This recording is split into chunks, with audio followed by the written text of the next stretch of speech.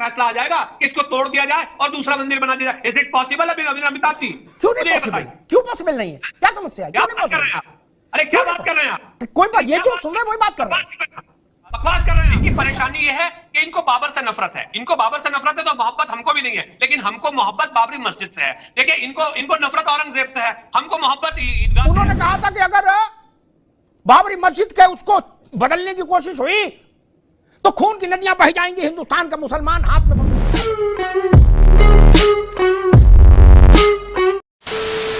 नमस्कार दोस्तों, आपका बहुत बहुत स्वागत है द फर्स्ट डिबेट में।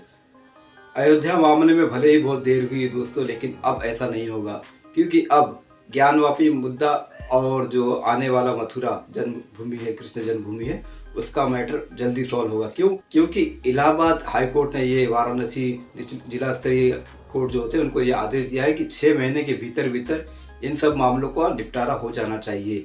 और जो मुस्लिम पक्षकार जो है उनके 5 आवेदन थे इस मैटर को अटकाने के लिए, उनको सिरे से खारिज कर दिया है। इस डिबेट में आप देखोगे दोस्तों, AIMA के प्रवक्ता दानिश कुरैशी जो है, इनके बहुत ही गलत बयान और बहुत ही गलत बातों का बहुत ही सटीक शब्दों में अमिताभ अग्निहोत्री जी ने जवाब दिया है और इनको पूरी तरह से निरस्त कर दिया और बुरी तरह धोया है। दोस्तों, डिबेट को लेकर लास्ट तक देखिए, क्योंकि डिबेट 100 में तरीके से शुरू होती है, लास्ट में होते काफ़ी तीखी हो जाती है और दानिश कुरैशी जी काफ़ी अच्छी तरह से लपेट जाते हैं। तो इस डिबेट में आपको बहुत मजा आएगा। तो चलिए शुरू करते हैं डिबेट वीडियो। Let's start. तो करना, ये भी परेशान हो गए, हम भी परेशान हो गए, करो फिर। दानिश भाई, अभी तक समस्या मालूम क्या थी? मूल प्रश्न पर कोई डर के मारे बोलते ही नहीं था। आज पहली बार हाई कोर्ट ने मूल प्रश्न को छुआ है, और छुआ तो बिल्कुल पूरी शिद्दत से छू लिया। उन्होंने कहा आज वहां 5 नहीं 10 बार नमाज हो और डबल बजू हो और आरती के साथ घंटा भी बजाए, घड़ियाल भी बजाए, इससे मसला नहीं। कोर्ट ने कहा जानना यह है, वैज्ञानिक सर्वे से, रामलाल और रज्जाक के कहने से नहीं, वैज्ञानिक सर्वे से जानना यह है कि मूल रूप से यह इमारत मस्जिद है या मंदिर है, और इसमें 1991 का पूजा स्थल विधेयक कानून इसको बाधित नहीं करता, इस चीज को जानने से रोकता नहीं, ये हाई कोर्ट ने कहा। इसलिए अभी तक जो सारी बहस थी, जो सारा हथियार था, वो ये एकमात्र वर्शिप एक्ट था।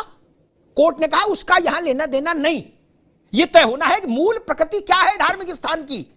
आज वहां कुछ भी हो सकता है। कल मान लीजिए दोनों को हटा के कोई जबर पहुंच जाए, वो वहां ईसा मसीह की फोटो लगा के मोमबत्ती जला दे, तो उसको चर्च में घोषित कर देंगे। बोले आज तो यार मोमबत्ती जल रही है, झगड़ा नहीं कर। ऐसा तो नहीं हो सकता ना दानिश साहब। पता ये करना है मूल क्या है वो। ठीक है दानिश कुरैशी साहब, क्या ये पूरे मुल्क के लिए, पूरे देश के लिए बेहतर नहीं है, हिंदू मुसलमान सबके लिए, कि 6 महीने में लोअर कोर्ट फैसला दे दे? जो असहमत हो हाई कोर्ट चला जाए, साल 6 महीना हाई कोर्ट उसमें अपना विजडम इस्तेमाल करे, उसका फैसला आए। जो असहमत हो सुप्रीम कोर्ट चला जाए। एक मोटे अनुमान में मान के चलते 3 साल में शताब्दियों का झगड़ा समाप्त हो जाए। नहीं, क्या समस्या क्या इसमें? या चलता रहे, तब तो फिर बात गड़बड़ा जाएगी जी। देखिए, जो झगड़ा जो है ये शताब्दियों का नहीं, युगों का है। और जो लोग इसमें राजनीति कर रहे हैं, अब से पहले भी लोग राजनीति कर रहे थे। देखिए दिक्कत क्या है मैं आपको बताऊं। भारतीय जनता पार्टी के जो प्रवक्ता बैठे हैं, मैं खास एक बात बताऊं, इनकी परेशानी ये है कि इनको बाबर से नफरत है। इनको बाबर से नफरत है तो मोहब्बत हमको भी नहीं है, लेकिन हमको मोहब्बत बाबरी मस्जिद से है। देखिए, इनको नफरत औरंगजेब से है, हमको मोहब्बत ईदगाह से है। तो हमारी जो आस्था का केंद्र है, हमारे लिए वो इंपॉर्टेंट है, और इनके लिए जो नफरत के केंद्र है वो बाबर है, औरंगजेब है, अकबर है, हुमायूं है, चाहे जो भी हो। तो इनकी नफरत अपनी जगह पे है, लेकिन उसके चक्कर में ये जिस तरीके से मुसलमानों के जितने भी धार्मिक स्थान हैं उनको टारगेट बनाने की कोशिश कर रहे हैं, बाकायदा एक लॉबी के तौर पे। आप देखिए इसमें जो पक्षकार है वो खुले तौर पे ये कह रहे हैं कि हम बहुत सारी और जल्दी ये जो मस्जिदें हैं, अरे जो वो हैं, जितने भी कॉन्ट्राडिक्ट जगह हैं, उन सारी जगहों का तो करिए आप। तो आप देश में क्या करना चाहते हैं ये क्लियर आप बिल्कुल साफ तौर पे समझ में आता है। और सुनिए, मैं खास कहूं बाबरी मस्जिद के मामले में सुप्रीम कोर्ट ने क्या कहा था। सुप्रीम कोर्ट ने कहा था कि सुप्रीम बट नॉट इनफैलेबल, और इस तरीके के मामलों के फैसले ये अच्छी बात नहीं है कि समाज के अंदर में इन चीजों का विभाजन हो, समाज का विभाजन हो। ठीक है दानिश भाई, ठीक है, अभी रुकना होगा।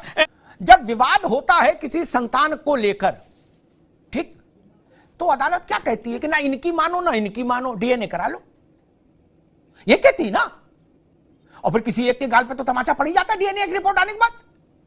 इसमें क्या ऐतराज है? इमारत का भी डीएनए होता है, हो जाए, पता लग जाएगा। कंबल क्यों पड़ा रहे? नहीं, फोड़ा है तो उसका ऑपरेशन होना चाहिए, फिर दवा लगनी चाहिए, पट्टी लगनी चाहिए, मरहम लगना चाहिए, सूख जाएगा। बोले नहीं, मवाद पड़ा रहे हिंदू, ये ठीक नहीं। 1500 साल पुराने चर्च को मस्जिद में तब्दील कर दिया गया और सारे उलेमाओं ने उसका इस्तकबाल किया, ठीक। लेकिन 300, 400, 500 साल पुरानी मथुरा और ज्ञानवापी में गलती सुधारी जाए तो हाय तौबा, तो छत पर खड़े होकर चिल्लाएंगे सब, बोले हाँ क्या जुल्म हो रहा है। ये दो पैमाने नहीं चलेंगे। दानिश कुरैशी साहब, सांच को आंच क्या, मौलाना अतहर कह रहे हैं सांच को आंच क्या। सुनिए मेरी बात, आप हमारी फिक्र छोड़ दीजिए, हम तो अल्लाह के उससे जिंदा हैं और उसी के पास जाके वापस लौट जाएंगे, हम तुम्हारे उस पर जिंदा नहीं है। सबसे पहले एक बात ये समझ लीजिए। दूसरे नंबर की बात, मुझे ये बताइएगा 15 लाख रुपए का क्या हुआ? वो जो नोटबंदी से कमर टूटने वाली थी आतंकवाद की, उसका क्या हुआ? मुझे ये बताइए, वो नोट जो मतलब कमर दानिश साहब, उसका ज्ञानवापी से क्या लेना देना, आप बताओ। एक बुजुर्गवार जिलानी थे, गिलानी, जम्मू कश्मीर के, अब उनका इंतकाल हो गया, ठीक, 6.5 फुट के दुबले पतले लंबे से। वो आए एक बार दिल्ली, दानिश भाई ने कुछ बात ऐसी कह दी कि हम किसी के भरोसे नहीं, हम तो केवल अल्लाह के भरोसे हैं, सरकार फरकार कुछ नहीं।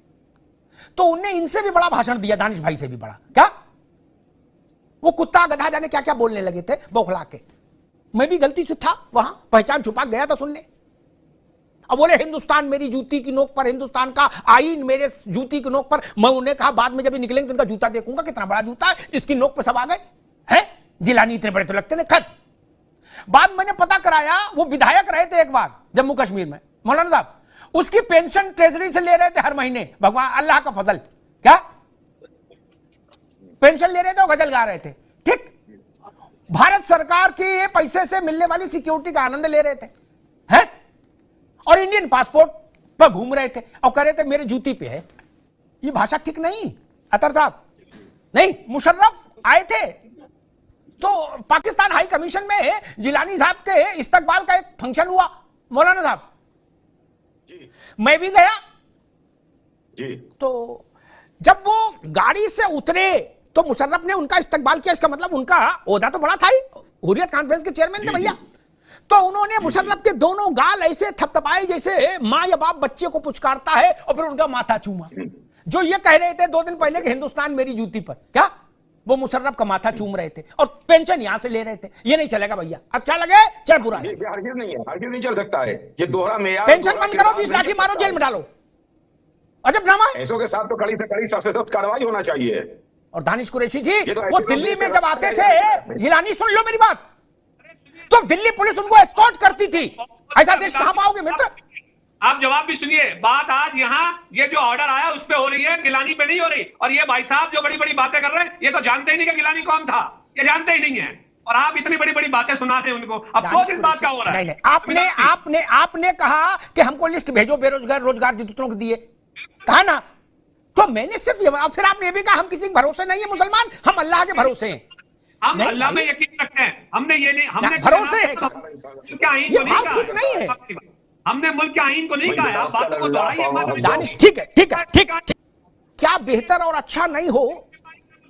2000 सुनो भाई, 2047 में 100 साल हो जाएंगे हमारी आजादी को, 1947 से 2047।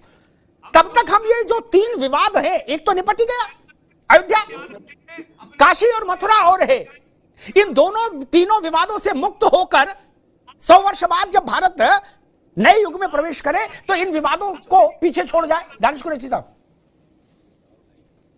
अच्छा नहीं होगा ये।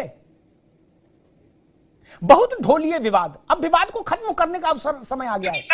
अब कोई विवाद करने की जरूरत है ही नहीं, देश में संविधान लागू है और उसी के मातहत परिस्थिति का निर्माण करने की जरूरत है। आज रोज सुबह आप यही काम करेंगे, भारतीय जनता पार्टी के सुबह से लेकर शाम तक यही चरित्र है, तो ये कैसे चलेगा? देश को कहां ले जाना चाहते हैं आप?